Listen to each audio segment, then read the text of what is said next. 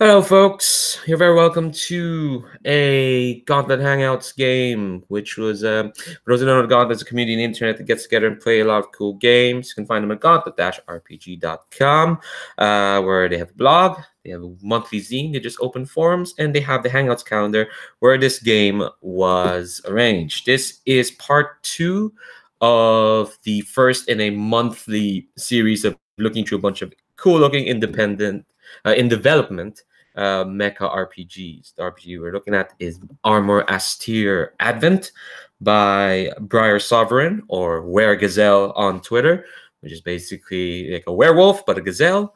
Yeah, as mentioned, this is part 2. For those who don't know, Armour Astir is a high fantasy take on mecha games. It's powered by the apocalypse, so it has that 2d6 weak miss weak strong maneuver and all that, and lots of mechs. It kind of takes inspiration from Vision of Escaflowne and Gundam, of course, because you can't escape Gundam, specifically Zeta Gundam. So we're doing high fantasy stuff. So there's magic, there's like medieval goings-ons. It's less technological. Well, it's still kind of technological, but again, there's some esoteric cool stuff. Yeah, we have our 2 players returning. Sadly, we will not have Ren for the rest of the series, but we had a good time. Hopefully, get to play with him again. So, I'm going to introduce the 2 that we have. So, it's just name, pronouns, and cool thing you want to shout out on the internet. Anything. You don't have to be involved with it at all. Start alphabetically on my screen. Robert. Hi, I'm Rob. I use he/him pronouns, and I don't have anything in particular to shout out today. Yeah, that's fine. I'm beginning to think that I shouldn't put people on the spot with that. So if you don't have any, that's fine. I need to rethink this part of my intro. Zach, why don't you introduce yourself? Hi, my name is Zach. I use he/him pronouns, and I also don't have anything to plug. So I just am here to play. I'm ready to play. That's fine. All right, that confirms it for me. I should stop getting people to have to plug something because you know what? It's actually a bit awkward. So also, my name's Leandro. I'm running this game. I use he/him pronouns. I don't have anything to plug. Although, actually, you know what? I'm gonna say this on the record so that I have to force myself to do it. I'm writing a Belonging Outside Belonging game about thieves. I've said it on the record now, so therefore I have to do it because then I have to come back next week and say I didn't do it. So there we go. Sorry. All right. So before we get into the game itself, before any tangents happen, or any more stupid tangents come, let's talk about safety tools first, because it's always good to reiterate that we're using safety tools here to make sure we're playing in a safe and comfortable environment. And that's why we play this game. Have fun, try out cool things, figure stuff out, and safety tools are there to make sure that we have them. We have a minimum of like comfort to be at. So we have lines and veils. Lines are things that won't be crossed, won't show up in the fiction at all. It's just not gonna happen. Veils are things that can happen in fiction, but they'll happen off screen. Like we're not gonna focus on it. Like like it definitely did happen, but it's off screen. We threw a veil, so to speak. I remind the 2 of you that our lines and veils is on a tab on our character keeper, and we also have the X card, which basically, if we roll into a scene or like a story element that has made either any of us uncomfortable in any way, you can say that you want to X card that. You want to make the symbol on your screen, or say it on the chat, or on a roll for a party, which there is a button there for the X card. Yeah, and I might ask some specific questions. What's being X carded? But no one gets to question the card. If it's played, it's played. It's played. We'll roll back. We respect that, and we'll roll back and try a different tack. And also, we have an open door policy, which basically means that at any point in this game, any one of us can choose to step away for whatever reason, whether there's an emergency, whether turns out you're more tired than you thought, or if you need a break, even for like 5 minutes or 10 minutes, anytime anyone can call that. as mentioned, safety and comfort is a priority. So Armour Astir. Last week we spent a good chunk of it like just going through the systems, going through like, all right, what does this mean to? Because the thing with like, because this game does have a lot going on, so we spent mostly kind of like character creation, and we got a bit of play. Before we kind of like recap what's happened, why don't we kind of like get like a we kind of meet our characters first, and just kind of like get the pitch on them so that we can explore more of them as we go on. Go by the order of the character keeper. Zach, would you kindly tell us about our scout? All right. Our scout that I'm playing, their name is Kanar. Use they them pronouns. They come from a tribe that is nomadic, and so they're really good at navigating throughout the land and living off of the land.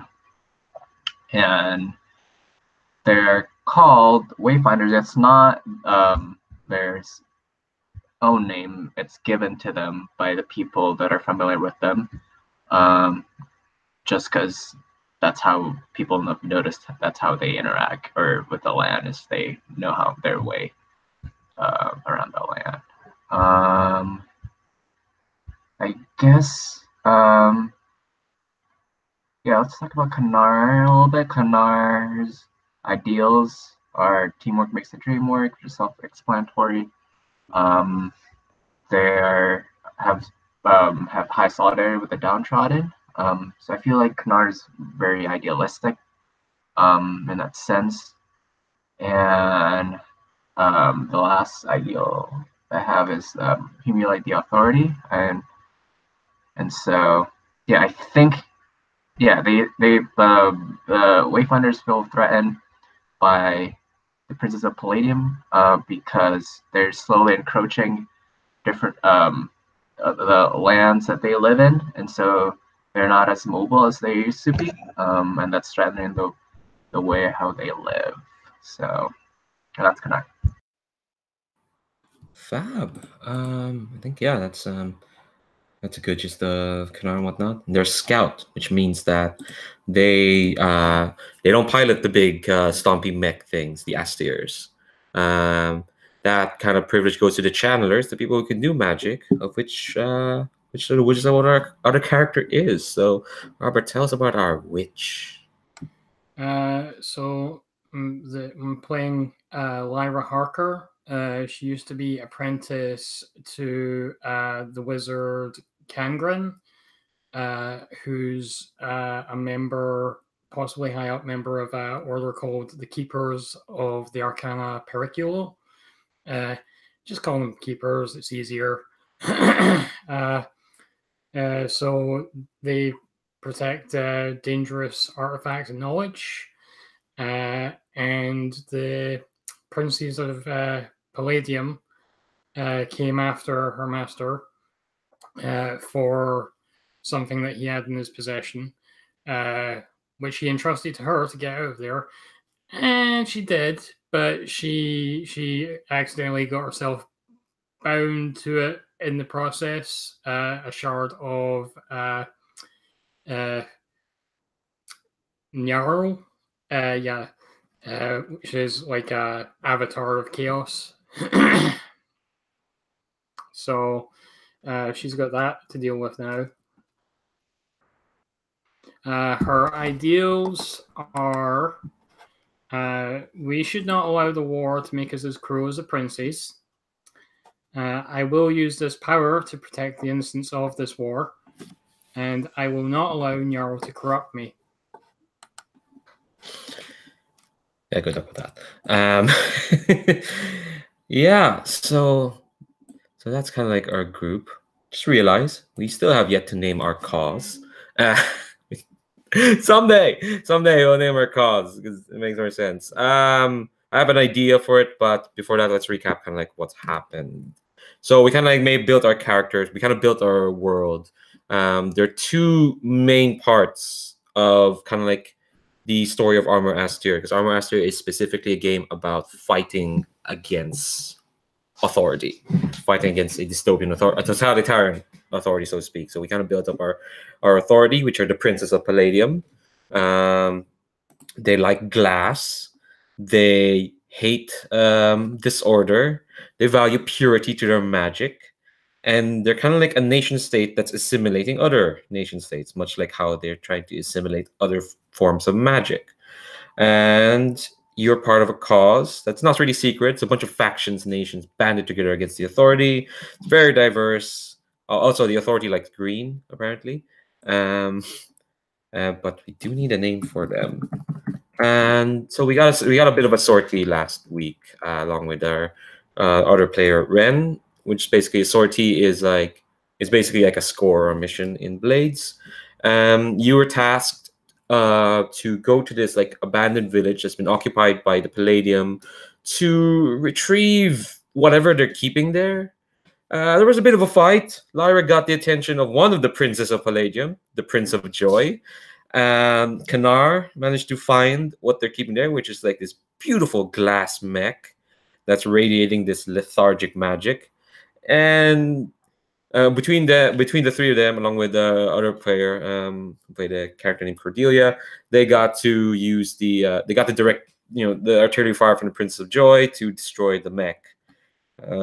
So we'll see how the fallout of all that we'll see what the fallout of the mission is. So I mentioned pre-broadcast we'll do a debriefing in character, and yeah, I think this is a good chance to kind of describe what your characters look like. I think you're back in your carrier, the Twilight Spark.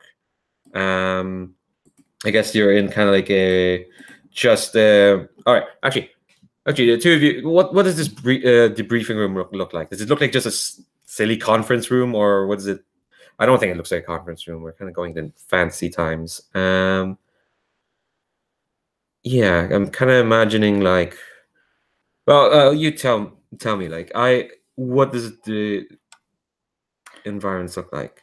I'm kind of picturing like the captain's cabin sort of thing with with the map in the center, sort of big oak wooden table, tall chairs, and that sort of decor. Cool, I'm down for that. Do you want to add anything to that, Kanar? I also think maybe the captain's room is probably one of the nicer rooms out of all the other rooms. And is it in the ship that we're doing this, or okay? But I don't think it's still that nice because it's, I don't know, cobbled together. So I imagine there's a lot of pieces of like boxes lying around, or just like, I don't know. Maybe the wood, the like oak table is probably the nicest thing in the room. Everything else is just kind of like cobbled together out of like plywood or pieces of metal. So that's kind of what I'm picturing. Yeah, no, that makes sense. So I think you have been summoned to, the two of you have been summoned, but the captain's nowhere to be seen for a moment. So what does it look like as kind of the two of you are waiting for the captain? I think Kanar is standing. When they're not out on the field, they have their hood down, their goggles up, and you can see their face a little bit, but it's still kind of obstructed because they're just like a bunch of stuff on their face. Maybe like they have like all like the face paint. It's kind of like smudge off, but it's not clear. And then they're just kind of just standing still and like waiting for the captain. Lyra. All right, so Lyra is sort of, she's got short, straight neck length purple hair, and she's got one of these I don't know what you call it. It's like a head piece that that goes around the head and down around almost to the chin. Sort of same sort of a grayish color. and she's got like armor underneath a cloak. It's that goes up to here as well. So she's almost got like a face, fully rimmed by different things. And there's like a gem in the center there. And she's looking nervous, kind of bored, sort of tapping her feet. Yeah, I think the door to the cabin, because there's like a proper bedroom door that kind of like opens up, and out strides this like older. Oh, wait, let me see the picture that I chose. Oh, tabs. It's kind of like older woman who's kind of like has like carefully combed like pink hair that's growing gray. She's kind of dressed conservative. I put a picture in the character keeper. She just looks no nonsense. She got like blue, like just not a captain's uniform. It almost looks fairly casual, but she's kind of like, she's radiating control. This is your commanding officer, Captain Cecilia Chance. And she kind of looks at the two of you, and she just kind of raises her hands, says, "At ease." At ease. And she kind of like walks towards the map and just says, "Fine work on the on the previous sortie, though I do want to point out that the mission parameters ask you to retrieve whatever was being worked on by the Palladium. But I suppose the Prince of Joy forced your hand there. Did either of you actually get a look at what they're developing there?" I did, Captain. Would you care to summarize what you discovered there, Kanar? Well, it was, first of all, it was dark in that cave, but I could get a sense of what they're working on, and it's from what I've gathered between the murmurs of conversations between the scientists, it seems to be a new Astir prototype.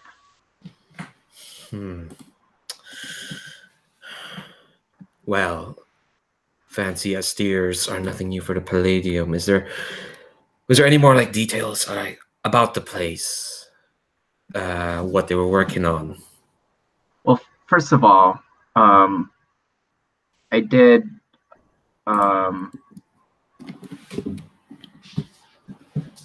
the prototype, the Astir prototype, emits some sort of lethargic powers towards me. It affected me greatly, made me a little bit drowsy, and it hindered me from doing my best work. And so that is something that we need to take note on what they're capable of or what they're working on. She's kind of nodding, and she's tracing kind of like a hand on the map of your world. And she kind of says, "Normally, we would just chalk that up as another experiment in their dedication to warfare, but the fact that the Prince of Joy was drawn to your location means that that's a priority now, especially what we just received, or what was broadcasted earlier today." And she takes out an amulet, kind of places it on the table, and kind of like twists it, and you kind of hear this voice coming out of it. And it's a voice you recognize, Lara, because they talked to you at the end of the last session, and it just says like, and this voice is going, "To all forces of the Palladium, the wizard Kangren's whelp has finally resurfaced. All forces are to look out for the Astir of one Lyra Harker. They are of great importance. They must be taken alive. They have something precious for the Palladium. Be advised, anyone who would harm Lyra Harker mortally will have to answer to the Prince of Joy.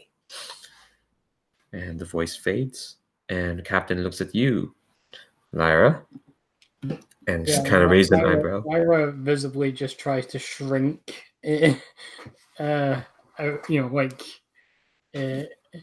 in what looks like she wants to sink into the floor.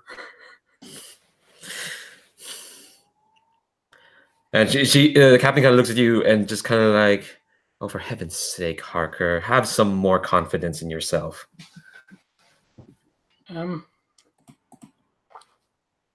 Yeah. Hi. The fact of the matter is, Harker, that despite whatever the Prince of Joy says, you're still one of our most important channelers here. Although I would advise caution next time you're deployed. And she kind of like twists the amulet again, and kind of like smoke kind of comes out, and it kind of forms like a picture of the Prince of Joy. Let me put a picture on the tab there. You can kind of see this weathered, like kind of like scraggly face, and you can kind of see like just, I don't know, it's kind of like wrinkle or like, crow's feet in this man's face. It's kind of like armored with kind of like longish hair, weathered. You don't see someone who's had much joy in his life, but you gotta tell they're not someone to be trifled with. And Captain's kind of like, well, whatever interests the Prince of Joy has in regards to yourself and your mentor, well, that's between you and him, but rest assured you're a member of this cause, Harker. You're not alone in this. Don't ever forget that. Yes, ma'am. Thank you, ma'am.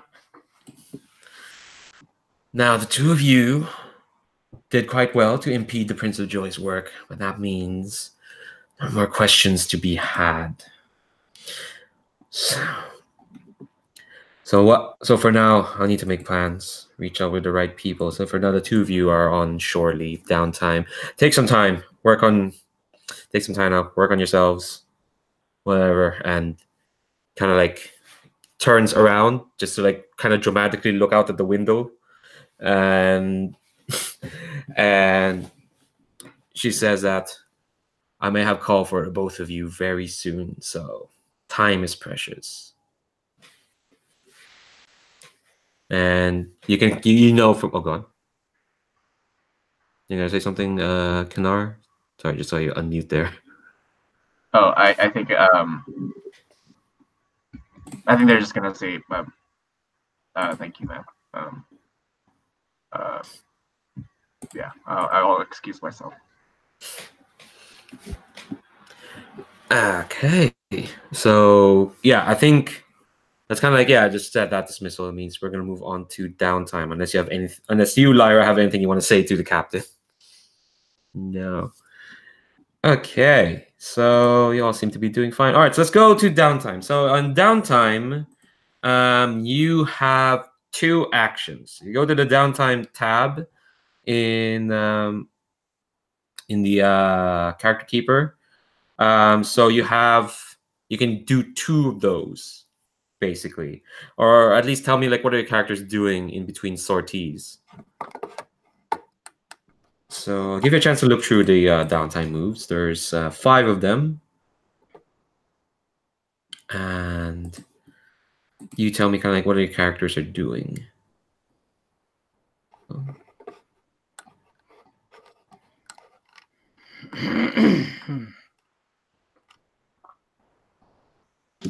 While you're doing that, I'm going to hurriedly reread some rules.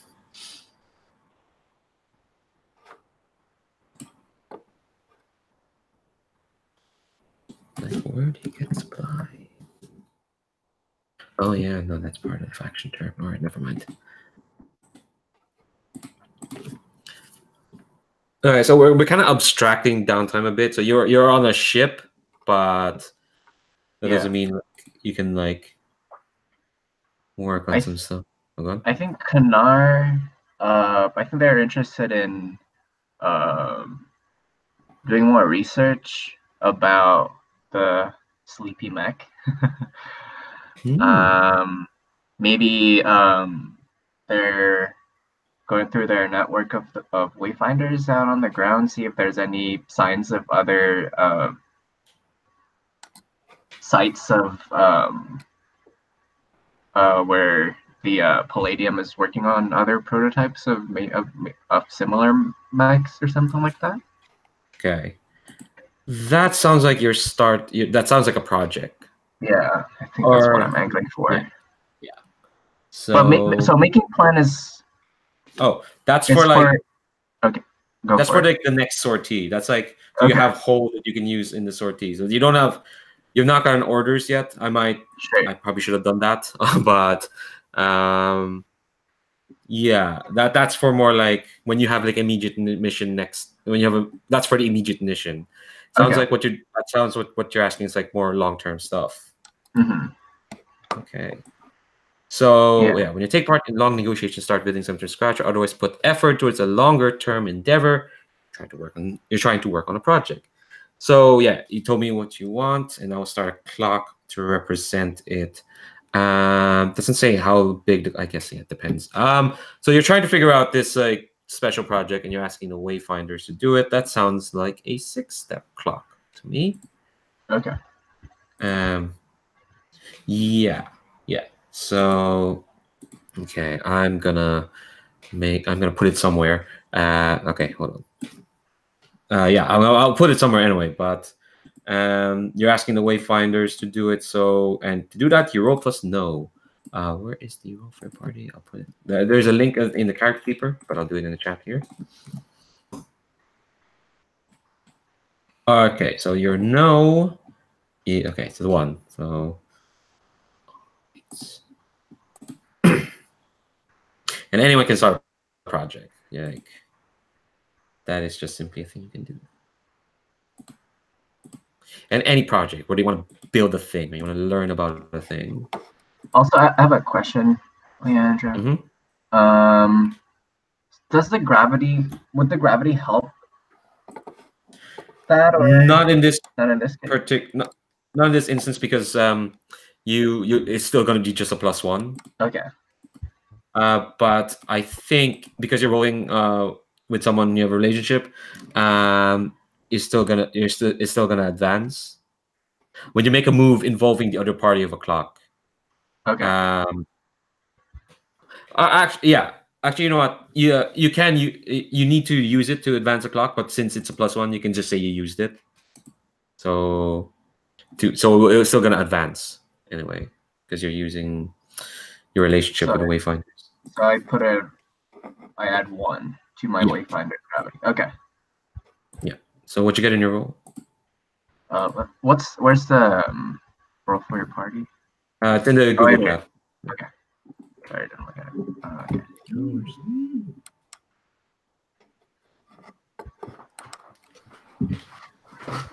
It's a 6. Ooh, all right. So on a, where do I have that wrestling tab open? On a 6-, you suffer a setback of some kind. Either remove 1 filled segment or scrap the project for parts and take a +1 forward to work on a project. So I think you're just not going to fill a segment because you can't really scrap this. Right. So I think you're trying to pierce a special weapons project of the Prince of Joy. It's not easy. And I think even like when you try to explain the project to your tribe, they're like, look for a glass mech. There's a lot of those. Like, you need to give us more information there, Kanar. We're down here in the ground and you're high up there. Like, so yeah, I think it's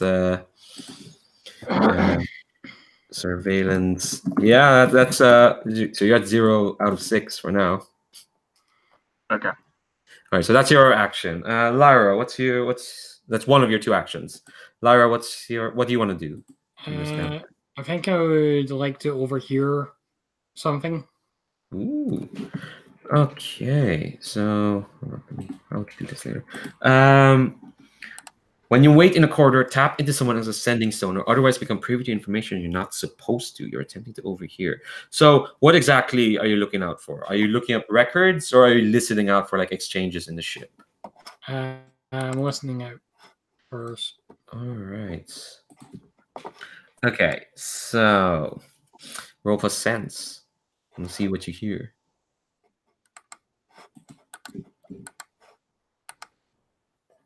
So it's 7. All right, so on a 7 to 9, choose 2, but someone takes notice of you. So what is when you cut to Lara, what is she doing? Like in fiction. I think she's like just going about her business, like on her way to the mess or in the mess. Okay, so choose 2, but someone takes notice of you. So you have 3 choices there.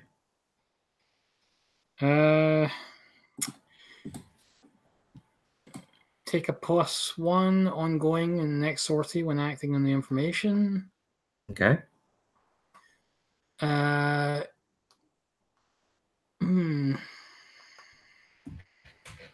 What you learn changes how you think about someone. Start or advance a gravity clock with them. Okay, so I think kind of like what you hear are what you kind of hear is like two grunts, kind of like well, not 2 grunts, like just 2 soldiers jawing. One of them's named Jim, and another one's named John. No, sorry, Tom, not John. I'm kidding. Yeah, no, one of them is named Jim, definitely. And they're kind of like they're talking about how they've just been kind of reassigned to they're kind of been reassigned to a new like front in the war, and Jim's kind of like, yeah, so we're meant to be like working with this group, with this like this group that I didn't know that they're part of the cause now. They're a bunch of assassins. I didn't know we're gonna be that so cold-blooded. And the other soldier, his name's not John, her name is Arya Kingdom. She's kind of like, wait, we're working with assassins now. Huh. When my nation joined this group, I thought like we'd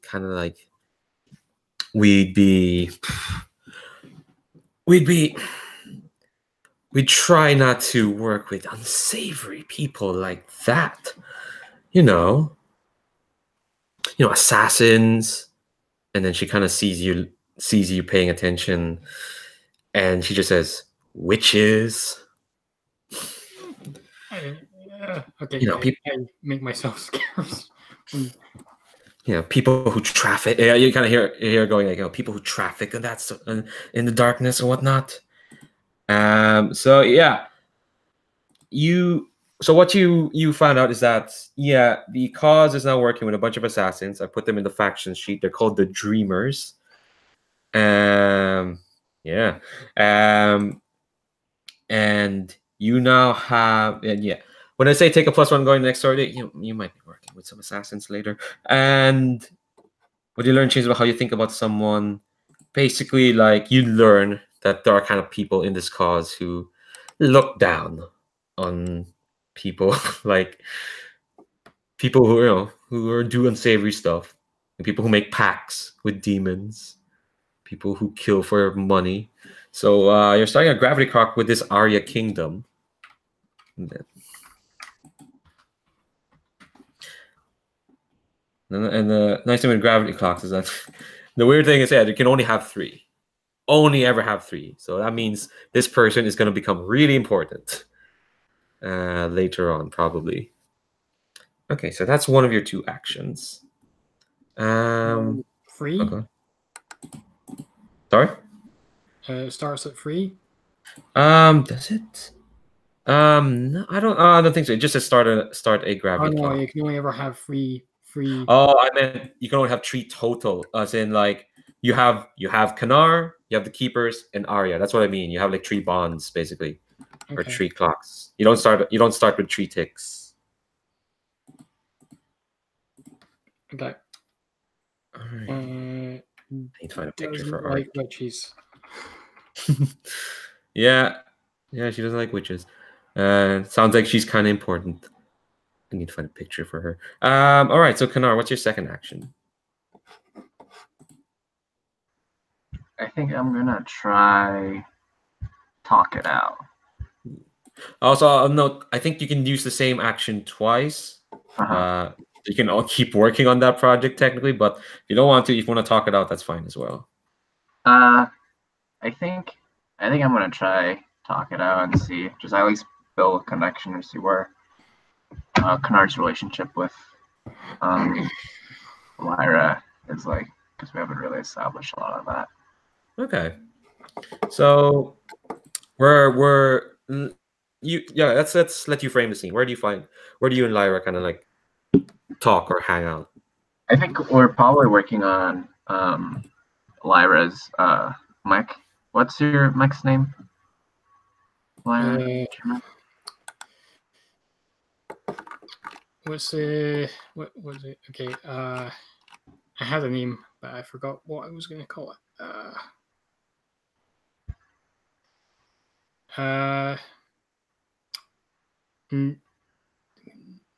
Let's say the heart of Noir. Okay. So I'm picturing that we're cramped in this really tiny hangar. Because I'm imagining the spark is not that big. And I don't know, I'm maybe just like Kanar's handing Lyra some tools, just to kind of like repair what it was been damaged with the Astir. And they start saying, "Yeah, sorry I didn't get the chance to tell you, but thanks for having my back the last OT." Yeah, we couldn't have found the mech, the prototype without you. I mean, I can be, badass in a steer, but I can't go on the ground like you can. Yeah, that's true. And I like that about our dynamic, right? I think we do different tasks and we have different responsibilities, and so, hopefully we can really tackle what we believe by taking down the Palladium. How long have you been a part of the cause? A few months. A few months. Did you just get dragged into it, or did you sign up for it? Or? When the princes take apart your the place you've called home for several years and kill the people that you were working with, there's not much else you can do. I suppose there is else you could do, but I decided I needed to do something to help people other people that the princes have hurt. I mean, if I've got the power, I got to use it for something worthwhile, right? Yeah, I guess that's right. My tribe's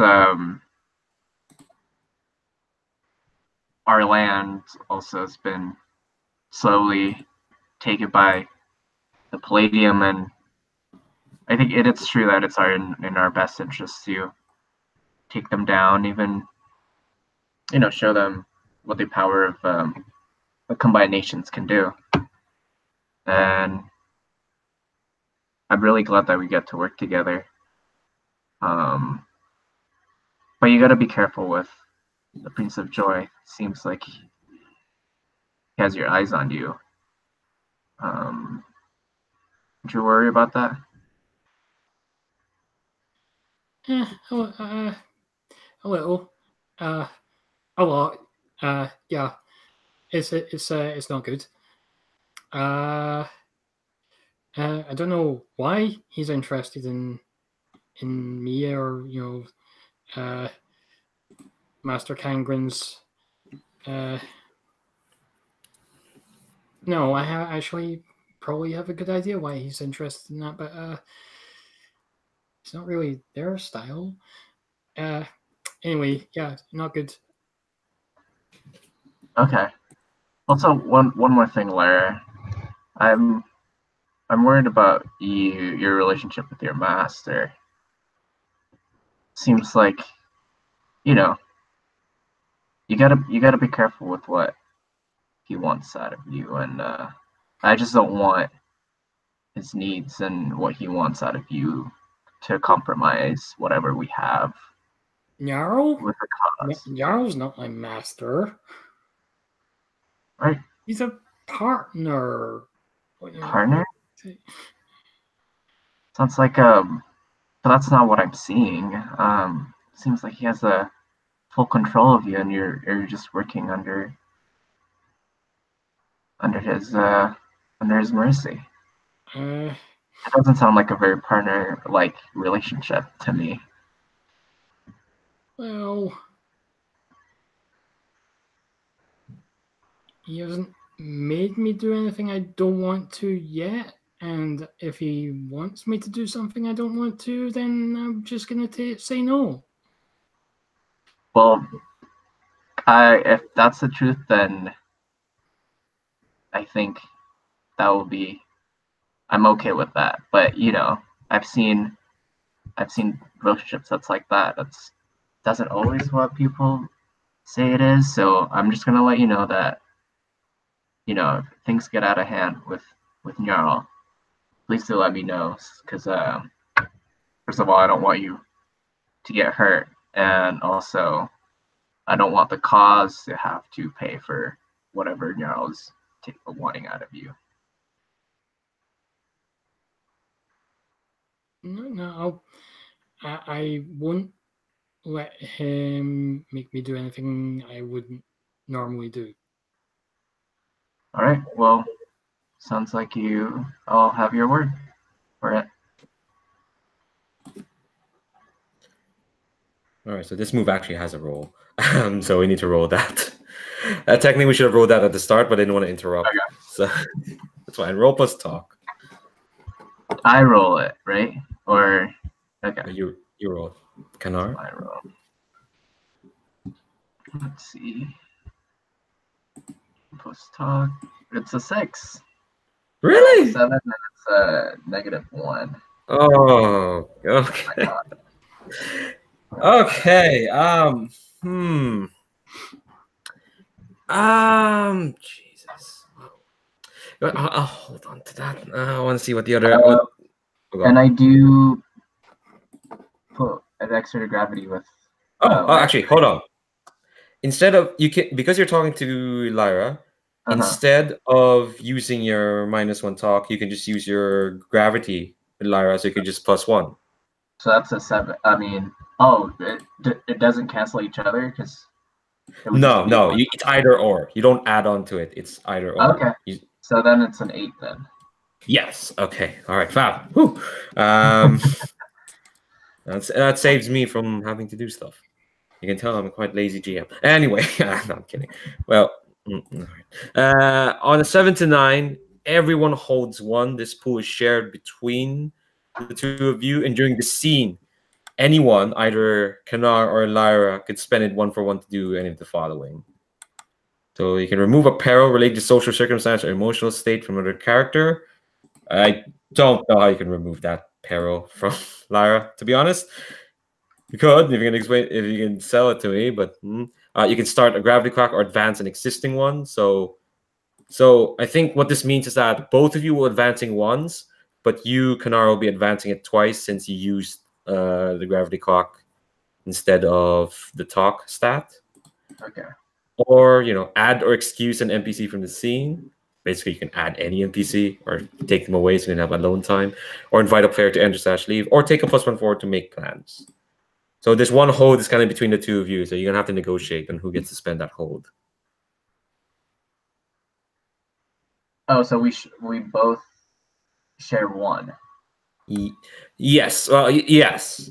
One So hold as a Okay, so not each of us get one. no. Okay. I don't know, Kanar. Don't we both get +1? Do we get to add 1 for our gravity, both of us? Because we If have you pick that, it's not clear, but I'm gonna say yes. just because we had an interaction. Yeah. So if you pick that, if you if you don't pick that option there, is that what you mean? Yeah, if we didn't pick that plus, yeah, if you didn't pick the option to start or advance a gravity clock. No, you only advance if you roll a move using your gravity with another person, which you did. So if you don't pick that one, only you get a +1 to the gravity clock. Okay. What do you think, Lyra? I think we definitely would advance our gravity. So would that mean that we would get +2 for both of us? It'll be +2 for you, Kanar, but only +1 for Lyra. Okay. Would that be okay, or we could just? Well, I think the two that makes sense to me is we do that, or we do a +1 forward for the make plans. Is it just one that you're getting to pick from this? Because yeah, just one. Because it's a roll of 8. I think the gravity is the one that makes the most sense given the scene, but okay. Yeah. I think that makes sense. Yeah, so I'll get +2 by gravity with Lyra. Yep. And Lyra gets +1 to her gravity with Kanar. So when you start a clock with, does it start at 0 or does it start at 1? Starts at 0. Okay. All right. So, okay. So Lyra, or is there more to that scene, or we did reach the end point of that, right? I think it sounds like we, at least to me, reached the end point. I don't know if you want anything further from that, Lyra. Yeah, I think that was the end of the scene. All right. I'm just trying to think what my second downtime move would be. Yeah, I should have realized I should have given you the orders for the next sortie so that make plans would work. But if you have anything else.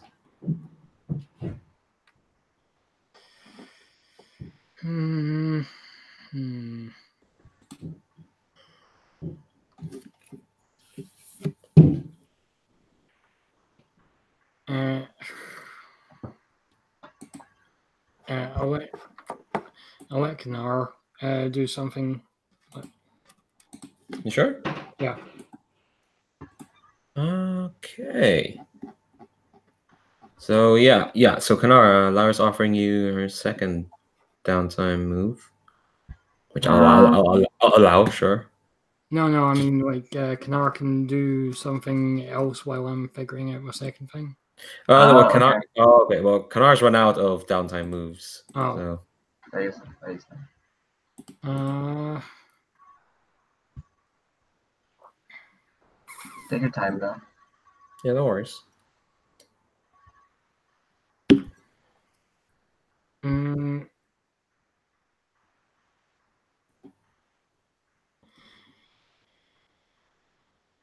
Let's do make plans. Okay, so when you review orders for the next sortie, go over scouting reports and maps, or otherwise attempt to prepare the crew for what comes next. Okay, so you don't need to know what the sortie is actually. You're trying to make plans. When you do so, roll plus no. Okay, so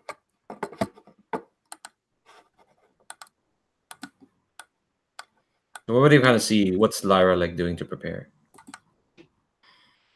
I think she's going over the I think she's going over the orders.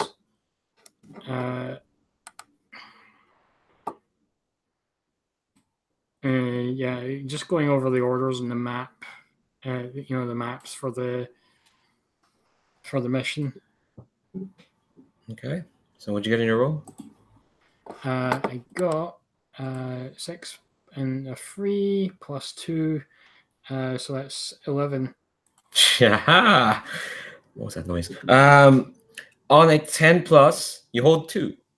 You may spend your hold during the next sortie as if it were hold gained through one of your basic or playbook moves.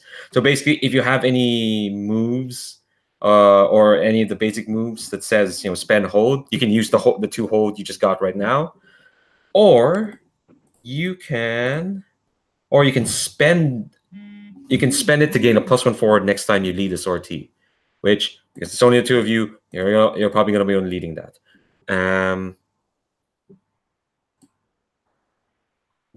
So that's a choice that we'll leave for later, because I think what we're going to do is we're going to take a break, and then I'm going to give you the orders for your sortie. So to make a choice now, yeah, I'll say good 10-minute break. Come back 25 past. Cool. All right, BRB. See you in a bit.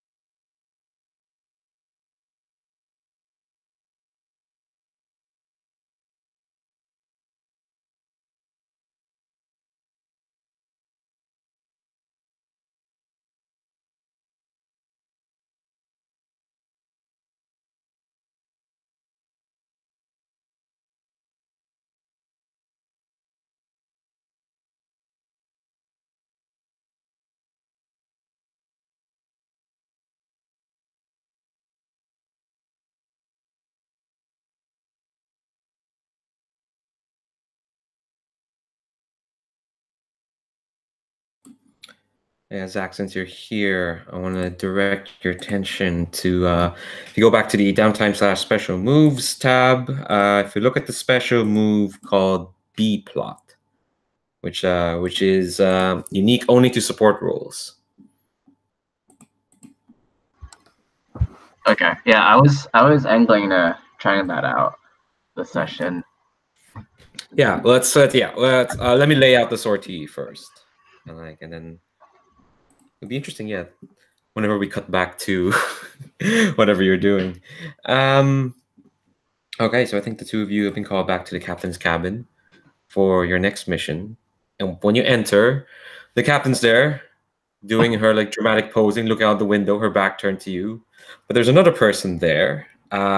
This woman who's kind of wearing like black armor and red boots. She's kind of like, and she's kind of like her hair is framed like with black hair, and she's got like when she kind of sees the two of you, she kind of stands up in protest. You recognize her, Lyra. This is that woman you were overheard. And then Arya Kingdom says, "You're entrusting me with these two, Captain?" And Captain Cecilia Chance is like, "Miss Kingdom, you knew what you were signing up for when you joined your country to our cause. You're expected to work with our soldiers, whoever they may be, because they have my utmost trust." And Arya's like, "Really?" She kind of looks at you, Lara.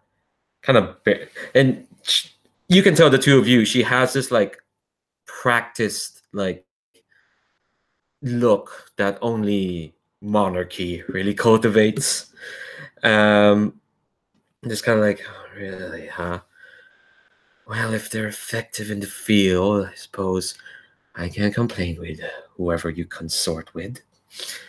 And then she kind of sits down primly, cross her legs, and just kind of like, "All right."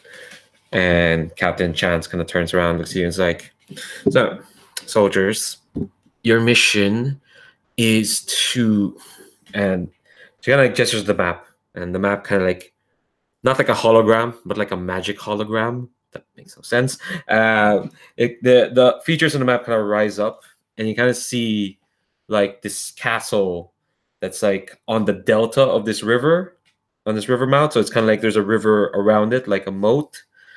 And Captain Chan's like, "So Miss Kingdom's country, the country of Zenobia, has gladly pledged its cause to is pledged its resources and its support to our cause. Unfortunately, at the moment, the keystone of Zenobia, this castle here," and Ara's kind of like her features kind of soften when she kind of mentions that this castle, and you kind of see like it's not the fanciest castle, but it's a stout, sturdy one on this river. And Captain Chance continues like, "The keystone of Zenobia is under siege at the moment by the forces of Palladium. We need someone to break through the siege and get Miss Kingdom back inside the castle, and she will take it from there." And she kind of raised an eyebrow at Arya as if expecting her to divulge something. And Arya's kind of like just arches an eyebrow. It's like, "Yeah, no, yeah, that's your job. Your job's to get me to the castle." And Captain Chan's kind of like, "We believe Palladium forces are stationed here, here, here.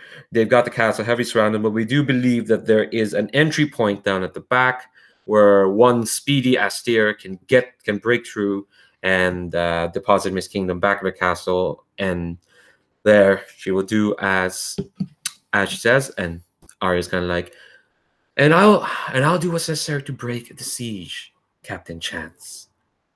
All you need to do is for your soldiers to get me into the castle, and Zenovia's resources and support will be yours." And she kind of turns the door to you and is like, And I do suppose the two of you come with a track record. Like, her gaze is definitely on Lara, but she's just like appraising you as well, Kanar. And she's like, okay.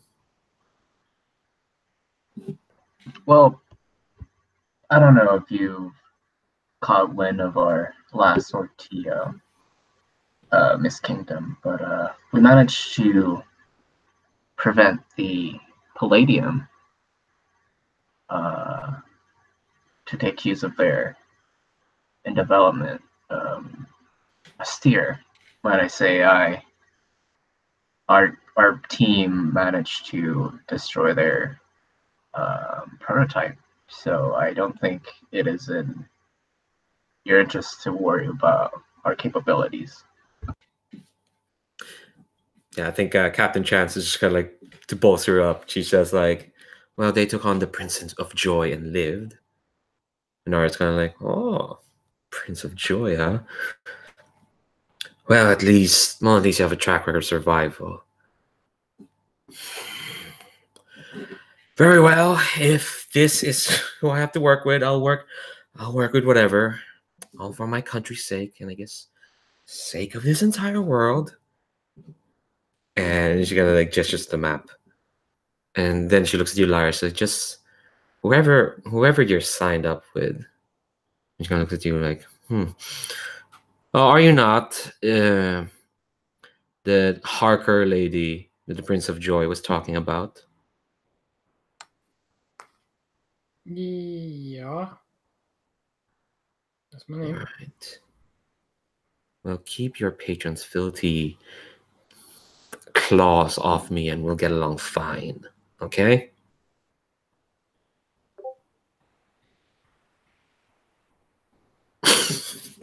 Oh, poor Lyra. All right. So Kanar, you said you're gonna go do a B plot. You think you're trying that out? Yeah, I'm trying that out. Okay, so, and this is gonna betray the fact that I've not actually watched that much Gundam, because apparently this happens a lot in Gundam. I've only watched the first 2 episodes of the original series. I'm sorry. I watched a lot of Gundam Wing when I was a stupid kid. I don't remember anything of it. So The yeah. original series it's not that deep. Yeah, that's it. No, it sounds bad as people say, but okay. So explain the B plot.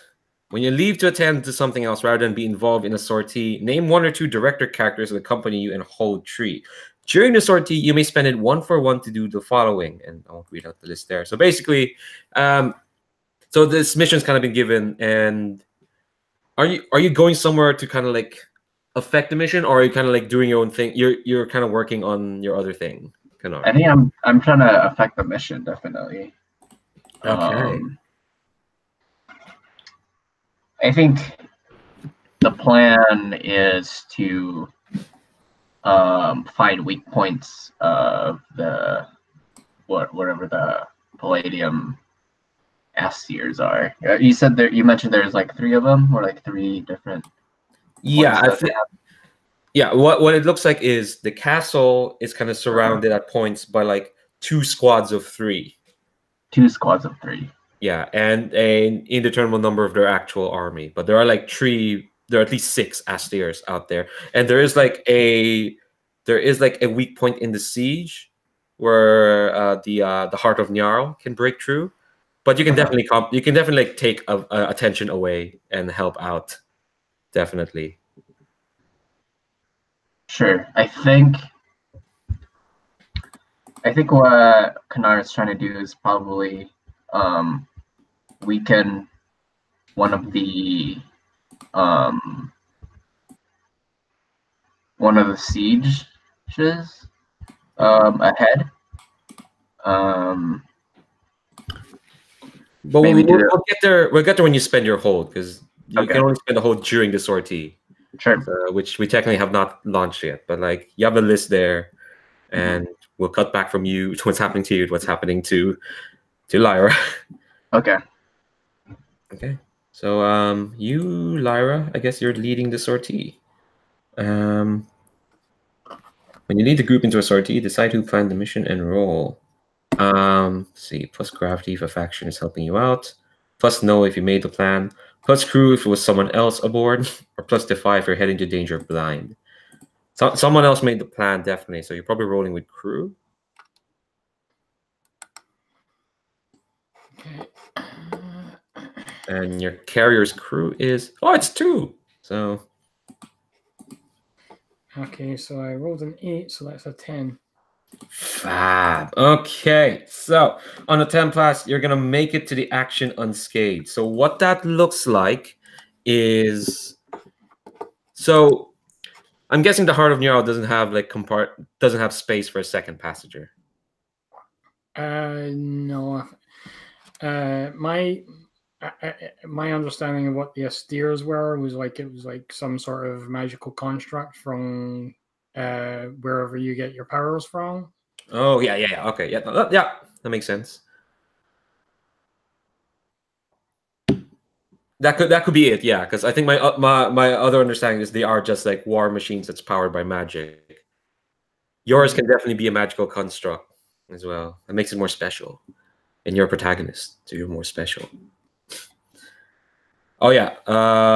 One more thing. We need to roll your new boons because you don't keep the ones you used in the previous 30. Yeah.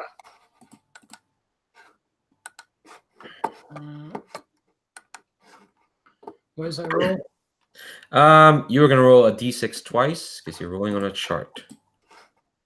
Okay, I'll just roll On the table. again. Mm-hmm. So that's a 4 and a 1. Okay, so first get rid of the 2 boons you have there. You don't get actually I'll do that. Goodbye, masking boon. Goodbye, trickster's boon. So let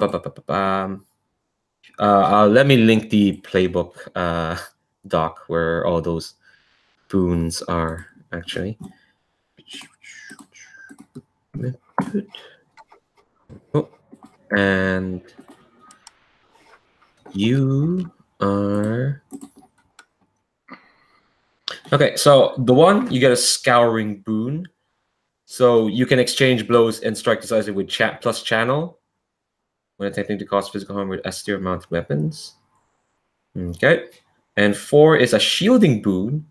When you're piloting an Astir, you're on a 2 and 2. You can weather the storm with channel instead of defy. And both of those is that if you use those boons, you tick overheating, and then, but if it's already ticked, you destroy one of your modules. You don't want that.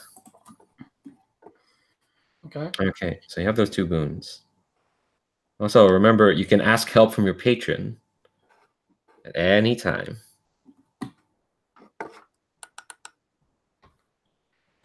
Okay. All right.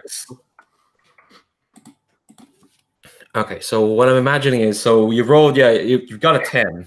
So I think what's happening is that there has been the siege is kind of only half surrounding the castle, and your ship, your Astir, the Heart of Njarl is, it's a flexible jack of all trades. So, and I think you're escorting, Arya Kingdom, who I think is on a like.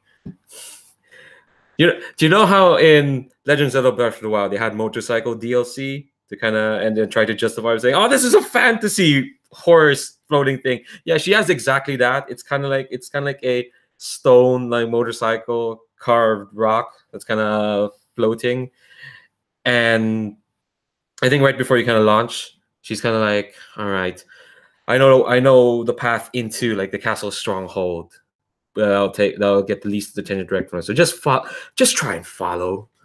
And then she says zoom off before you can say anything else.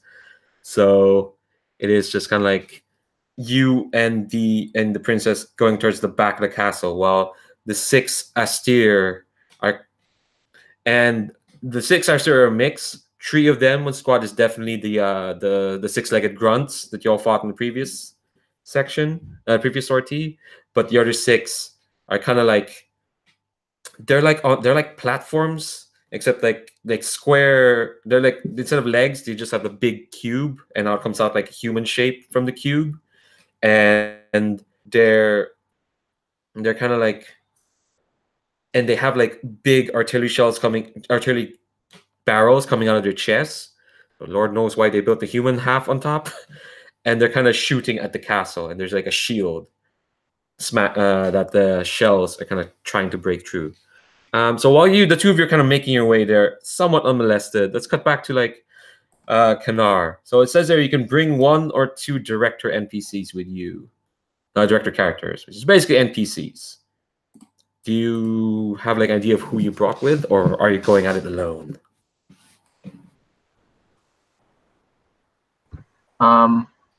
I probably should have some backup with me. I don't think working by myself is a very smart idea.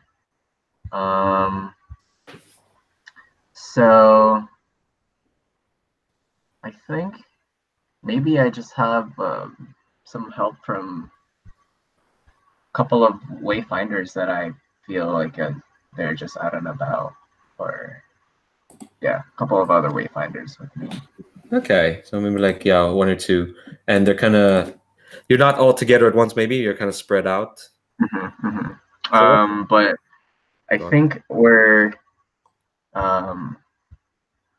focusing on one of the sieges there, and let's see.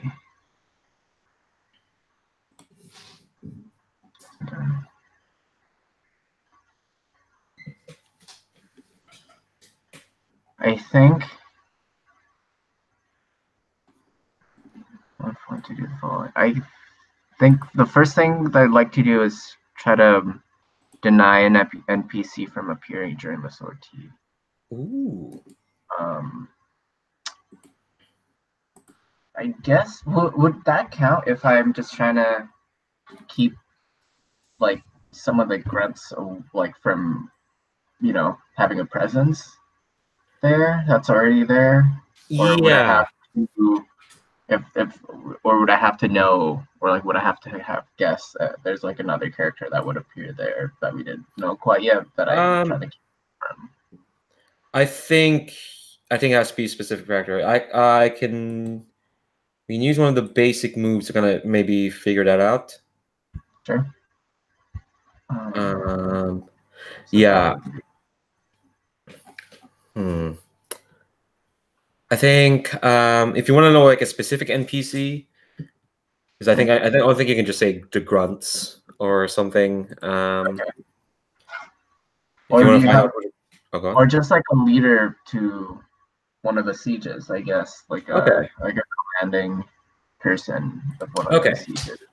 All right, I think you can spot the commander of the sieges because they have like gigantic shoulder pads with epaulets, and they've got like this like navy hat. They're quite husky, I guess, and they are kind of like standing in front of the siege buildings with their hands in their coats, or no, hands on their hips and coats, going like, huh. And you can kind of, and let's see. Your name is Hertza, Lieutenant Commander Hertza of the Forces of Palladium. And yeah, you can spend a hold to deny them, which basically is kind of like tying up their siege units from... Sure. Okay, so what does that look like? I think we're gonna plant explosions. Like on the direction away from the or like between them and the castle, to create an illusion that someone's shooting from behind them, just so they could like turn away. And while they're doing that, while they're turning their backs, I think we're gonna kind of climb up the Astir and dismantle them. Nice. At least the lieutenant commander. Nice, yeah. So kind of like, so while that's happening, you're just taking apart the artillery Astir. Alliterative.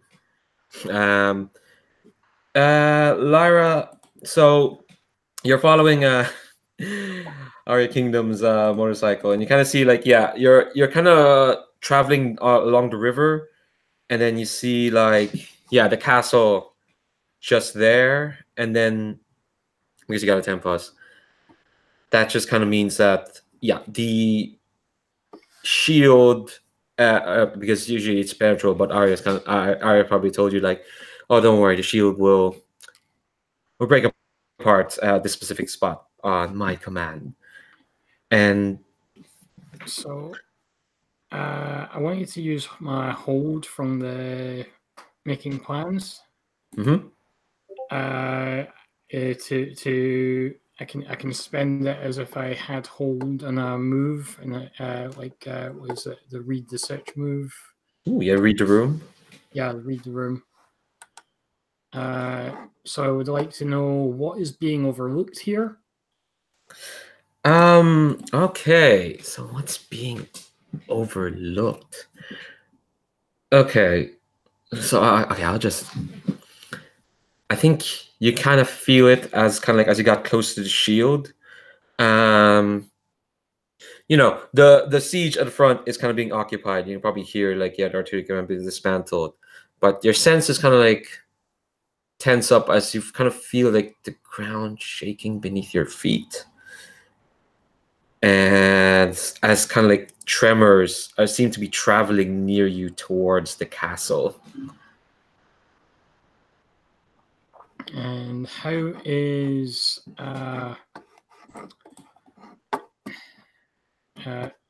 Arya at risk or in peril? I think while you were going through the details of the plan, when you see kind of like the makeup of the shield around the castle, it's not spherical. It's only like a bubble covering the top. So kind of like once you kind of get through the shield and you're kind of like the back drawbridge is about to open to the castle, and you're kind of beyond the shield, suddenly out and Arya's kind of like, come on, hurry up, and people could be fine with you. And just as about to enter the courtyard, on just on the doorway, something smashes from underneath the ground. And or actually no, you asked how is Arya at risk or in peril? Well, you kind of feel the tremor as something is about to smash up from underneath the ground. So could I maybe preempt that and put a blast through the ground to try and stop whatever that is in its tracks before it emerges? Yeah, definitely. It sounds like you are.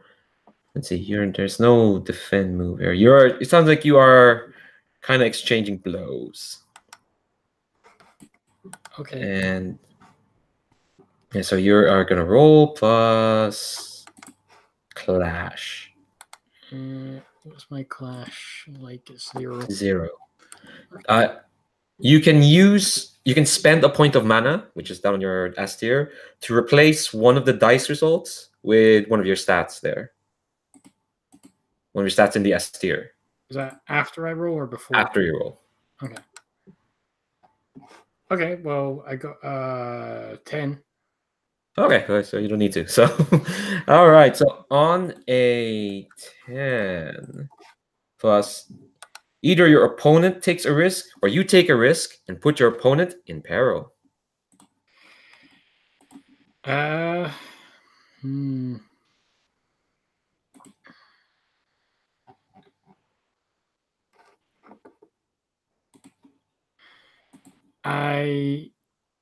I take a risk and put my opponent in peril.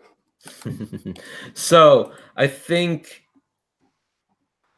so. Kind of like so. What you're using your burst caster? Assume big fuck off gun, range blast, bane. All right, bane's good, and messy. So what this looks like is Arya turning around, going, "Yeah, it's fine." And your Astir coming out and shooting a gun. I'll say, I'll just before I do it, I say, excuse me a minute.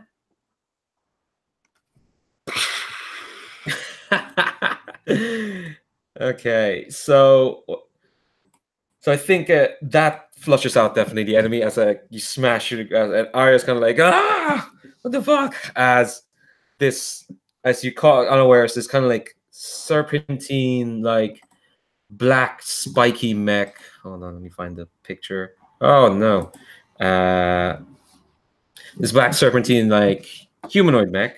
Sorry, Chrome is crashing on me. Thank you, Tumblr. There we go. And it kind of floats out of the ground like in a. It's like in a spinning motion because it's as if it's just tunneling, and when it comes out, it's like this ethereal, smoky black mech. It's like it has like kind of like these white arms kind of floating around it, and then it sees you, and you can kind of tell that you kind of scorched through it with kind of like your breakcaster magic. I put a picture of it in the chat. Yeah.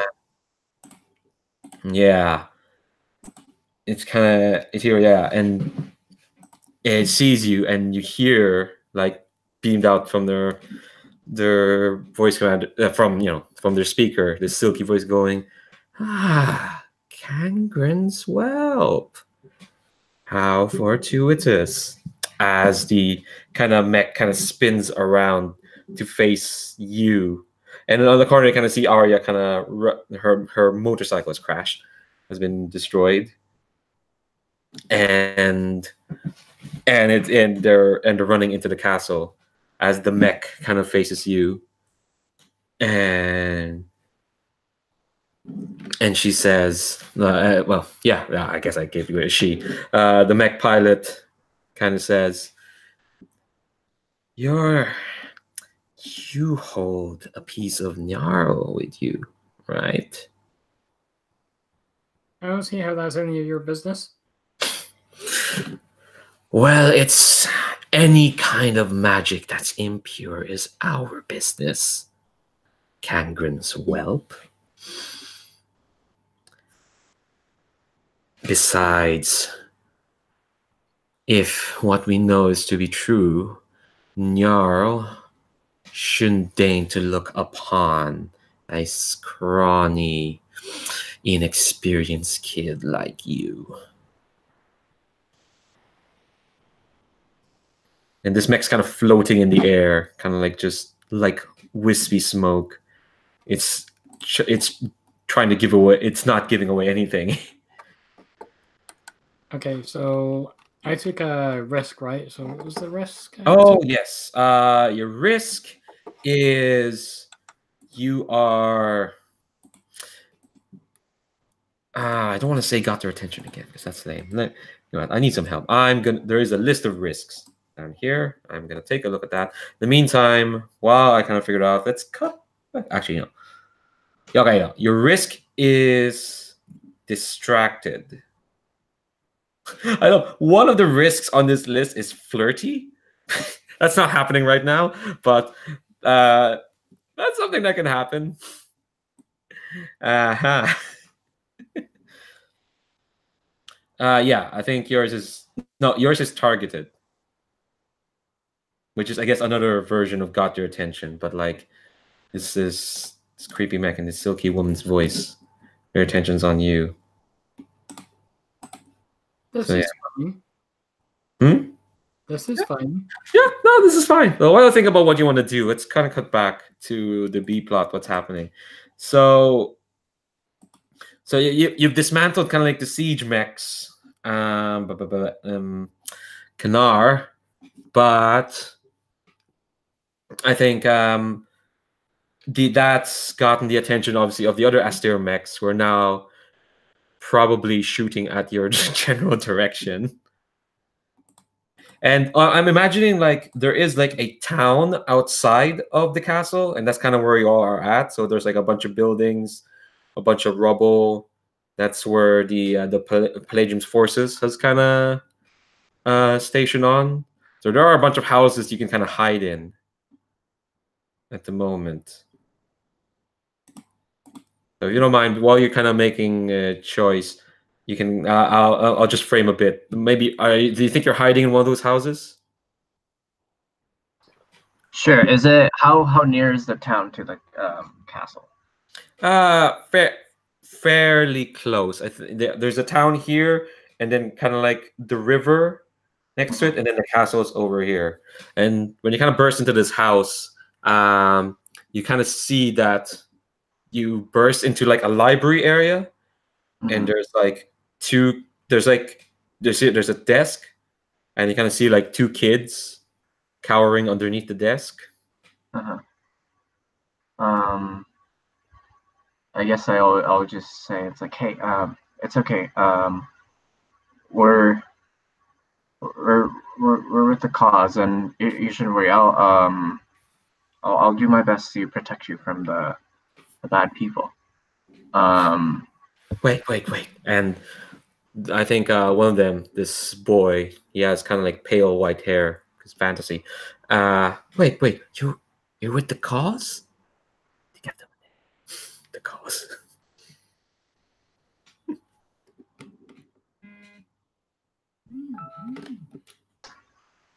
Sorry, Zach, you froze up there. What did you say? Oh, and say yes, we're with the cause. We're your parents. I think the other kid. I think this one's a girl. She's got pigtails. She's kind of like they're in the castle. They were they've they've been there for weeks. They went to the castle to petition the kingdoms. They haven't been back since. All right. Well, wait a second. Wait a minute. I think I'll try to get attention of our friends. So what I'm trying to do is to have Arya's attention to come to the town, so we can all go to the castle together. Okay. Oh, you want Arya to? Sorry, say that again. Yeah, we want. Where I think Kanar is trying to get Arya to like come to the town so we could all go to the castle together. Okay. And I'm imagining I can take a peek of where Arya is at within, because she's running, right? How far is she? She's running, but the thing is, what happening? The fight with the other mech. It's at the back of the castle. It's far away. Oh, okay. So So she's we're actually at the she's actually already at the castle. Oh, she's already at the castle. Yeah. Okay. My bad. Right, it's okay. I guess we'll just try to start going to the castle then. Or you know what? Maybe I can find other Palladium soldiers in the town, right? Is that you mentioned? There's like some Palladium soldiers. Yeah. Let's see here. So with my B plot, I can spend a hold to spend some time and take a downtime action. Mm-hmm. And with that, I'd like to use over here if I can find some Palladium soldiers and see what I can get from them in terms of information. Yeah. Okay, that's fine. Roll plus sense. My sense is +2. That's pretty good. You're a scout. Technically should be okay. Yeah. Unless I rolled a 3 and that's a 5. Oh my. Huh. Right. So describe to me how you're like trying to overhear. So I guess maybe I heard some murmurs of people talking about in one of the houses that's kind of empty. And I'll probably go up to the roof and find a kind of like a hole. Maybe I can pull out some roofings to look down into the house and have a better view and listen well. Okay, so I think what's more interesting. Okay, so you're trying to like kind of overhear, and I think you get close enough to like some of these soldiers as they're gonna creep into this house, to hear them going talk about like, oh, once we penetrate the castle, we can have access to the heart render, and then we can just go home. And the other guy's kind of like, oh, so you can go home to spend more time on your slots, eh? Eh, that's all you want to do. So you're kind of getting useless information, except the name heart render. But that's kind of get close. Suddenly you hear this like the whine of like armor as suddenly a gigantic hand crashes through like where you are and clears away the roof, and now you are face to face with an Astir, with a Palladium Astir. Oh shit. Am I being held by it? Am I like is No, it no, holding me? no. But you are. Let me. You're gonna get a risk. I love one of the perils is in love. That's amazing. Your risk is targeted. Which is it one of the three-legged Astirs? No, it's just a grunt it's just a grunt Astir, so with the ones you kind of saw. Okay. All right, so let's cut back to the heart of Nyarl, to Lyra. Looks like this person is more interested in taunting you than fighting you at the moment, but you can tell that they positioned themselves in between you and the castle. And then you kind of hear them say like, well, you weren't in my mission objectives, but Prince of Joy certainly wouldn't complain when I bring him Kangren's whelp.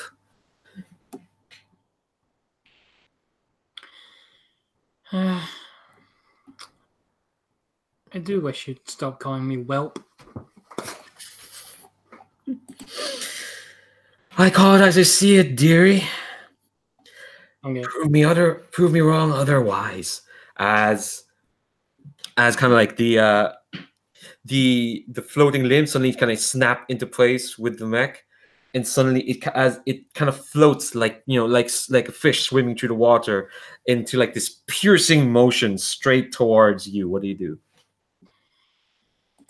I want to try and dodge that and maybe get it to they're sort of surrounding me, right?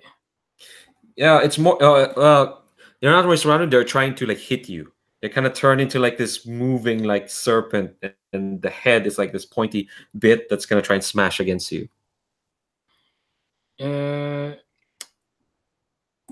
So I kind of want to make them, I want to dodge so that they hit themselves with their the tail thing. All right. So it sounds like you're trying to weather the storm. Yeah. Do something safely under pressure. So to dodge, you're gonna roll plus defy. 5 is. But you do have a boon where you can use your channel instead.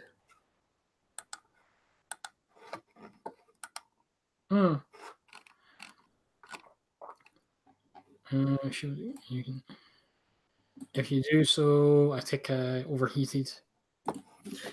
Yeah. I don't feel like I need that yet. Okay. Okay, so that's 8. 8. So on 7 to 9, you succeed, but at some cost. Your director will ask you to settle for less, take a risk, or make a difficult choice. I'll let you choose one of those 3. Make a difficult choice. Okay, so what is the difficult choice here? I think what happens is you're trying to make it hit itself, basically. Mm-hmm. This mech. I think what's going to happen is you can definitely do it, but you are going to have to. Also, yeah, you should have taken a risk earlier. Do you mind noting that down? That risk was targeted. Okay, you can definitely do it, which would give her a risk. But you are gonna take a third risk if you do so. Actually, wait, hold on. Let me reread the move. Oh, you do it, but at some cost. Yes, you can either take a third risk, or you have to tag overheating on your mech, because this is a fast, slippery mech. You wouldn't think that's a difficult choice, but overheating kind of takes away your boons, unless you want the module to blow up. I'll take the risk. All right, so your third risk is, I think, suppressed. You're kind of distracted by this mech, but I think as in this ballet of fighting, you do get it to kind of smash against itself at some point. So taking 3 risks is a lot. Whether or not risks are kind of like the HP of this, you do not want to have 3 risks, because what's going to happen is, let's see. Let me look that up. It makes you defenseless. So next time you get into an action,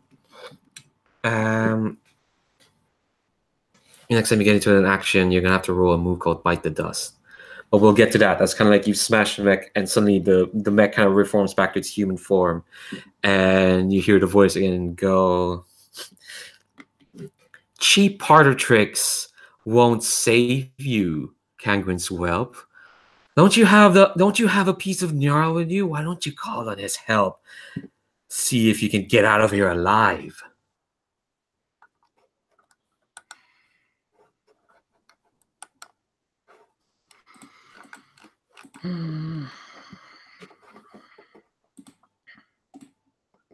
What do you think about that? Let's cut to Kanar. Kanar, you are an Astir staring you in the face. It's just a big grunt Astir. And the Astir kind of goes, "Identify yourself."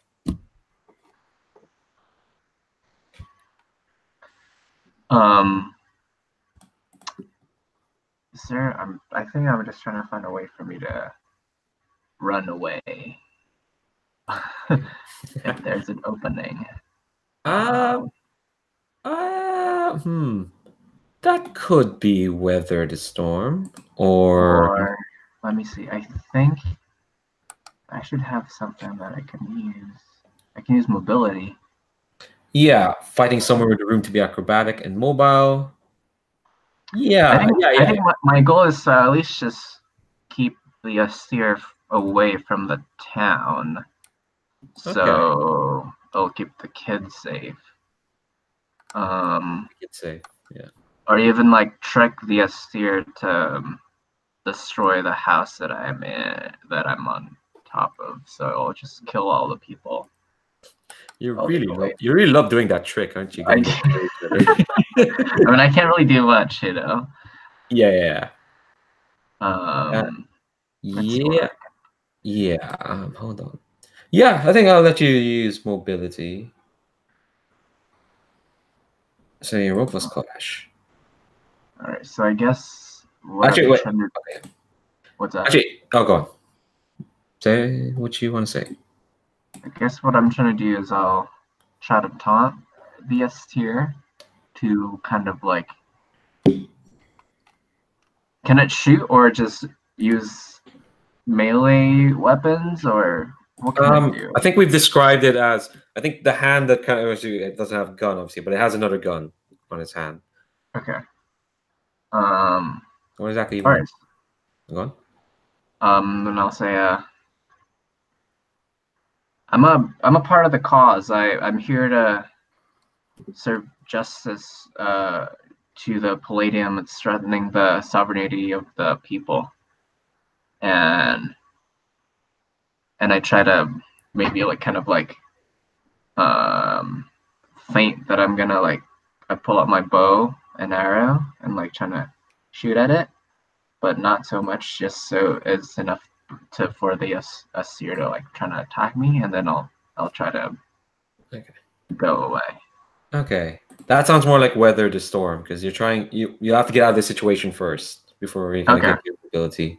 So sounds like you're using your quick thinking, so you have to roll plus no. Okay. It's better than defy. So. Let's see.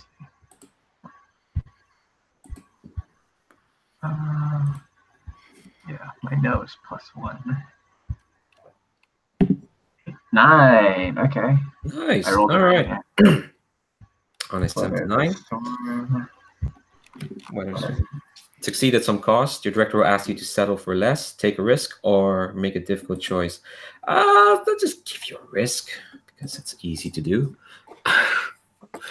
So describe what you're doing. Like, could you do it? So I pull out my bow and arrow, try to shoot it. I'm just like, come on, come get me. And I'm assuming it's trying to like swing at me or something like that. Mm-hmm. And then I'll dodge and jump off the roof, and in order for the Astir to just like destroy the house. Nice. So yeah, I think you do it like, and suddenly like kind of like its attention is on you, and kind of like you can hear like arm spraying, like, wayfinders in the town, find and exterminate them. You're gonna hear the guy Hertz yelling as you're kind of running through and getting this here to destroy the house. So you take the risk target. Oh, you already have the risk targeted. You know what? If I'm give you another risk. I think it's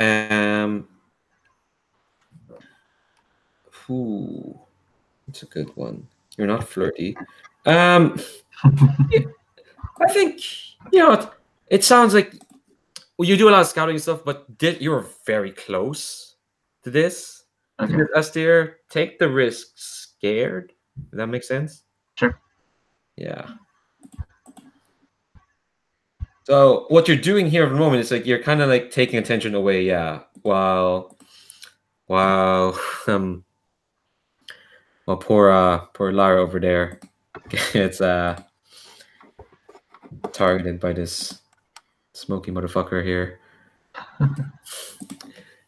Yeah. All right. Like, okay. So, Lara, how you feeling? Is there any way to sort of remove a risk in combat? Yes. There are there are ways to clear it, I'm sure. Let me go through. Clear a risk. All right. Oh, that move that you have to roll now because you have 3. You can clear risk through there. There are usually ways like downtime. You can no, downtime for clearing perils. Let's see. Let me look at the basic moves. Yeah. I'm not sure exactly. I know there is one move, which is the one you have to roll now because you're defenseless. And clear a risk with that. I'm not sure mechanically or anywhere else. I'll make a note of that too. So I've sent feedback anyway, because that's nice. You want to play test when people play test games, you send them feedback Okay, so I can't do anything else until I roll this move. Yeah. I think yes. Oh no, nothing else. But like you're defenseless right now, which is a tag, so you will have to roll this move. It's called Bite the Dust. I might be like internally, muttering.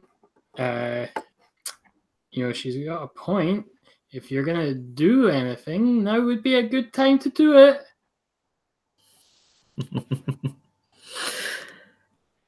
All right, and so I think what's happening is when you hear that, kind of like you can almost kind of hear the rolling of the eyes, like fine, fuck you, as the ethereal mech splits into multiple pieces, kind of zigzag around the air, and suddenly this like constellation of very sharp parts directs their attention to you, Lara. So roll for me, bite the dust, because you're defenseless right now. Roll plus defy. Okay. Okay. That's 11. Whoa! All right. So on the 10 plus, they miss, hesitate, or you're saved by sheer luck. You rally, clear a risk if you have one. Okay. So what does this look like when kind of like this cloud of sharp parts piloted by kind of like this mech head who's still kind of like floating the back there? What does it look like when you weather that storm, so to speak? I think there's just like a sort of a burst of like sickly colors, like greens and sort of red. It's just sort of like an unpleasant to look at sort of array of color. And I think Lyra's mech, Astir, just sort of suddenly isn't in the same place, and it's just like a little bit, it's just shifted a little bit out of grasp. So I'm no longer suppressed. Nice. I think that kind of gives you a moment to like strike, or at least exchange some blows. Or actually, hold on. Let me look at the stats of this dude. Oh wait, no. Actually, no. You've given them enough risk. So I think as you kind of blaze through, you kind of see its cockpit, kind of like the cockpit of this mech, kind of still like floating there. And as you get past the storm, you can kind of see like they're all trying to reform back, but you've got a moment there, Lara. What do you do? I want to sort of redirect the energy that this sort of weird energy that's surrounding me to the other mech, and just sort of crush it.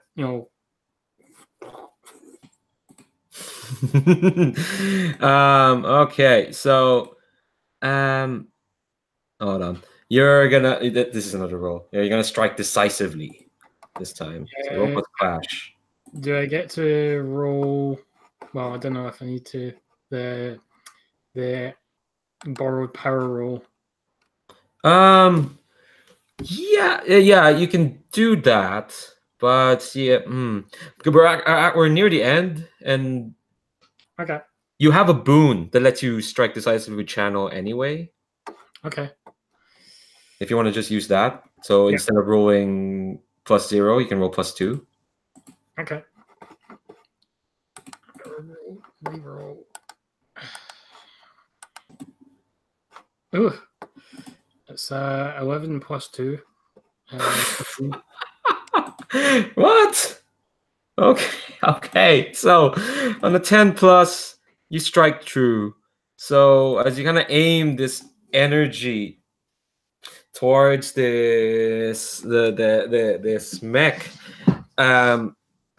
you just when you aim this energy, it kind of like smashes through. Like you kind of see like the cockpit is kind of like this like glass pod surrounded by all this kind of like black like metal. When you force energy through the metal, it creates a chain reaction where that energy splits off to the other parts of the metal and just starts singeing and burning through them, kind of like eradicating them, leaving this kind of glass pod, which is clearly where the pilot is, kind of just in the air, and it kind of falls to the ground.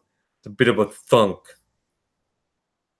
as if you've eradicated this mech and you're just kind of standing over this pod. I think they hear Lyra reply just before just before all that happens, and it's not quite her normal voice. She says, "Asking ye shall receive." Yeah, that pilot's not coming out of that pod anytime soon. And I think once that kind of happens, you suddenly hear kind of this klaxon coming from the castle, all of you, including you, Kanar. And you kind of hear, kind of like this like modulated voice coming out of like either some sort of speaker or like some sort of spell is modulating voice. And it's a familiar voice. It's going, "Oh, hello, forces of the Palladium. This is the Queen of Zenobia, Arya Kingdom speaking here. I would very much like to request all of you to retreat back. Otherwise, we will unleash the might of Heartrender on your puny, pathetic little meat bags. And if you're as smart as we're led to believe, you wouldn't want that, would you?" And at that, once they mention Heartrender, you see this Kanar, all the Palladium forces start falling back. You probably hear Commander Hirtza going, "No, no, no, no, we need to fall back." As they're kind of like, they're falling. Yeah, as they're kind of as the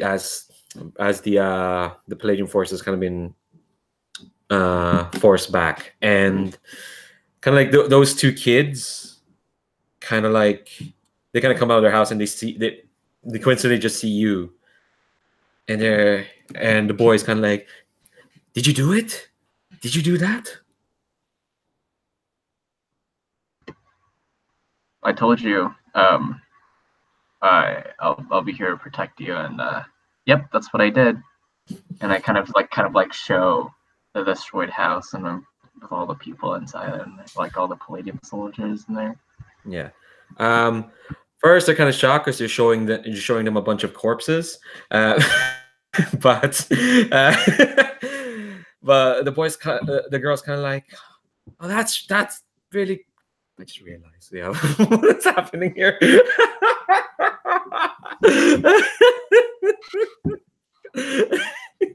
Hold on.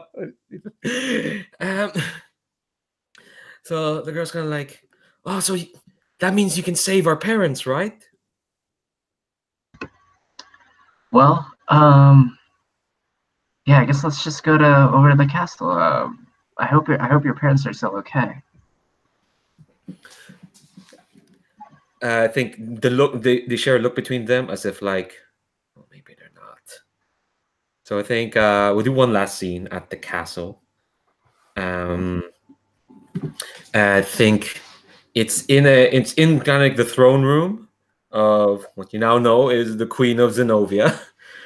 It's not the nicest throne room, unfortunately. It's kind of like just wood and stone and a bunch of pillars, a bunch of torches. There's probably like a glass, like, actually, you know what? Why am I letting myself describe all this? Let the two of you paint the scene a bit for me as well.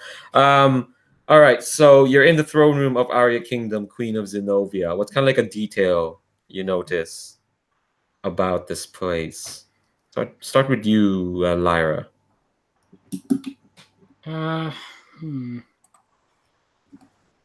It's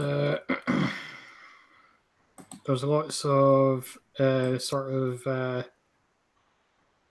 calligraphy, sort of calligraphic designs, and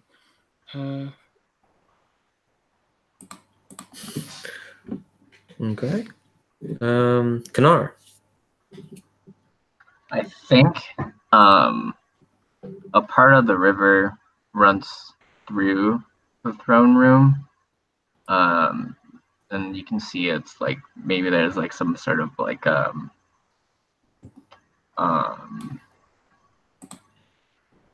don't know, like water channels coming behind. Like they're not that big, but they're like kind of like decorative like flat water channels that go but behind the throne room outside to like outside of the and also you see water trickling down there. And you also see kind of like rubbles from the sieges, from the attacks. So it's not very pretty in there. Nice. I think like when you kind of go in, you see Arya sitting in her throne room, and you kind of see like this like magic holographic display in front of her. It's kind of emitting out of this like device that's connected to those channels. Kind of see like a bit of like hydroelectricity going on there. Like there's a pattern and whatnot. And she kind of sees like I think the two of you are there, and you see next near the throne is the pilot that was in the mech. She's kind of like a well. Here's a surprising thing. She called you a whelp, but this pilot couldn't be older than her early teens. And she's got like stringy white hair cut to her shoulders, and she's muttering to herself. She's manacled, and she's on her knees. She's kind of muttering to herself. And Arya kind of sees like the two of you. I get her. She gives you the stink eye, this girl. And she kind of, and Arya, the other pilot's not going to go. Arya kind of looks up at the two of you, is like, "Oh, well, looks like the two of you were certainly up to snuff. I've heard some of my citizens talking about your heroism there, Scout. That was you who saved the two kids, right?" Yeah, and I clearly wasn't playing up our expertise when dealing with missions and sorties like that, like what I told you back up in the ship. I'm glad you got to see the proof. Oh, in spades. And she kind of smiling at you. Not, you're gonna have to tell, in terms of levels, the condescension's a bit down and a more like sincere, like she's not gonna outright thank you, but she just says like, "Yeah, that's good. Yeah, no, you did really well." And she kind of turns to you, Lara, and it's like, "And you as well, can't Miss Harker, taking on the Sable scythe like that." And she kind of makes an offhand gesture to the other pilot. "Seems I was mistaken about Kangren's apprentice."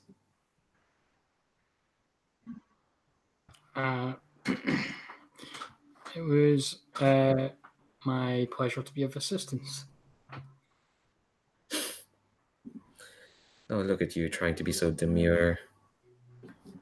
Actually, no, the Arya doesn't say that. It's the girl who says that. "Oh, look at you trying to be so fucking demure." So this is who the cause works with now, huh? Demons.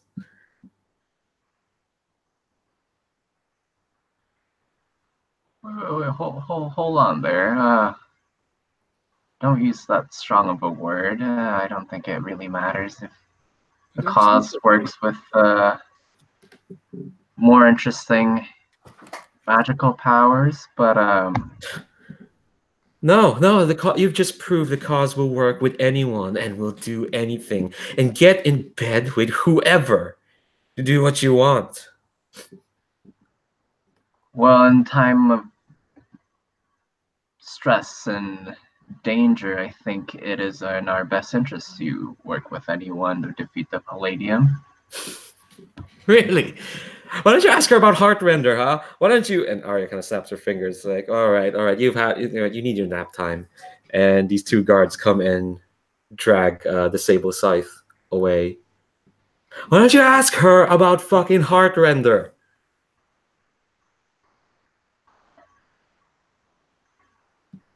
And then Kanar says to Arya, it's like, what is she talking about? The Heartrender? Arya smiles at you, condescension all the way back up, and she kind of like taps the little things on her magic hologram, and it kind of strips away. It's like, well, heart renders are a gift to the cause, and quite frankly, I'm not sure either of you are on the level that you need to know what it is right now. Take it up with your commanding officer. That is quite odd, I must say. But okay, I'll take your word for it.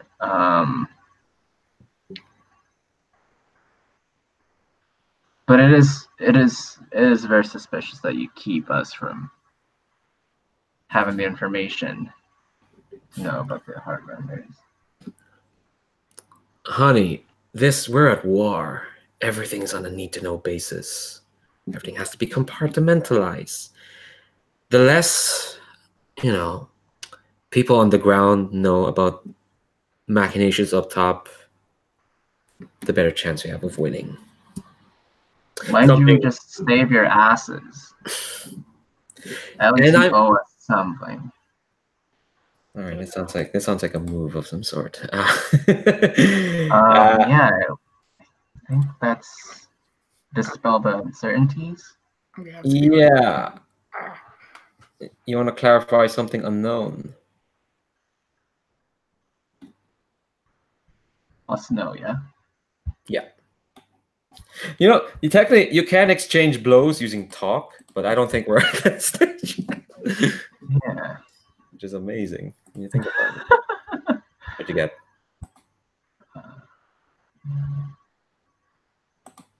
That's a 9. Okay, so it's not bad. On a 9, the director will tell you something potentially useful. It's up to you to discern how. I think.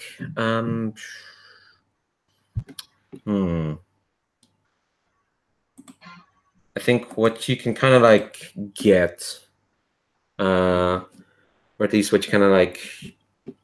You know what? I might table that for next week, honestly. Sure.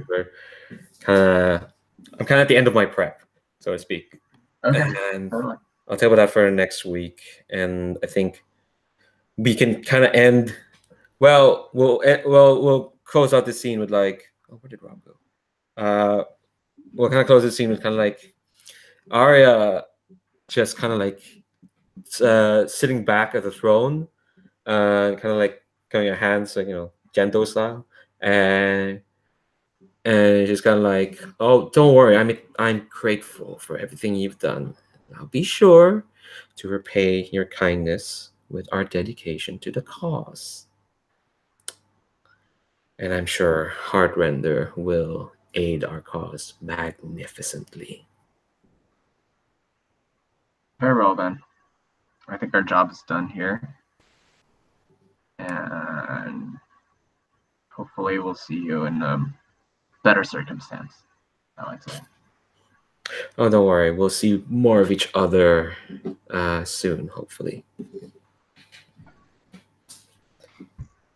Yeah, Lara, did you want to add anything to the scene, or do you want do you want to have like a quick little scene before we wrap up? I had to pop out for a second, so what did I miss? Kanar rolled a dispel uncertainties, but I don't have any answers for it yet, so we're tabling that to next week. Okay. And then it was mostly like to know more about like what the hell Heartrender is, but we'll find out more next week. I could help that one. Yeah, you know what? Yeah, it was a 9, right? Right, Kanar? Yeah, it was a 9. Okay, cool. Yeah, sure. Let you roll to help that. Whatever trait is most appropriate. So you're kind of like, I guess you're trying to like winkle out what Heartrender is from Arya. So to help her hinder, you can roll whatever trait is most appropriate. Knowledge. Knowledge, yeah. Because I dealt with like for dangerous knowledge and artifacts, so it sounds like it might be one of those things. Yeah. Okay, so that is an 11. Wow. So they take a +1. So on a 10 plus, the director will tell you something directly useful you know about the situation or subject at hand. So you can kind of like remember from like reports that, from your scouting and wayfinder stuff. Heart render was kind of like it was just like a term that just popped up like every now and then. And what you could glean is that it's some sort of powerful like device that targets specifically. It is, as it says on the term, it targets people's hearts specifically. And did you know what you kind of glean from your scouting reports is that this device is still yet to be calibrated fully. It wasn't yet finished. So it would have been like if that thing would have been activated, it would have targeted and kind of crushed, rendered the hearts of like people in its target vicinity indiscriminately. But of course, Arya won't admit that to your face. She's just gonna say, "Oh yeah, no, this weapon's now with cause."